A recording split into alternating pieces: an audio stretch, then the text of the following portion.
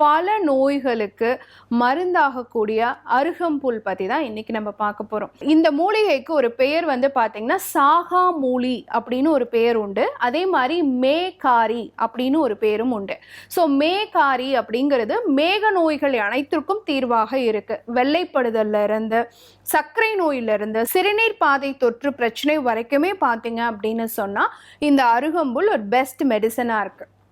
அதனால மேக நோய்களுக்கு தீர்வாக இருக்கு அப்படிங்கிறதுனால தான் இதை மேகாரி அப்படின்னு சொல்றோம். அடுத்து பார்த்தீங்கன்னா இதுக்கு வந்து சாகாமூலி அப்படின்னு ஒரு பெயரும் உண்டு. இப்போ அருகம்புல் ஒரு இடத்துல படர்ந்து வளர்ந்துருக்கு அப்படின்னு வச்சுக்கோங்களேன். அந்த இடத்துல வந்து திடீர்னு வந்து காஞ்சி நிறைய வெயில் அடிச்சதுனால காஞ்சிருச்சு அப்படின்னா கூட, ரொம்ப நாள் காஞ்சி இருந்தா கூட ஒரே ஒரு நாள் கொஞ்சமா மழை பெஞ்சா கூட மறுபடியும் அந்த புல் வந்து ஈஸியா வளர ஆரம்பிச்சிடும். என்ன காரணம்னு கேட்டிங்கன்னா, அருகம்புல்லினுடைய வேர் வந்து கிட்டத்தட்ட பூமியில வந்து 6 அடி வரைக்கும் வேரூன்றி இருக்குமாமா. ஸோ என்னதான் அழிக்கணும்னு நினைச்சாலும் அருகம்புல்லை அழிக்கவே முடியாதுங்கிறதுனால தான் அதை சாகா மூலி அப்படின்னு ஒரு பெயரோட சொல்றோம்.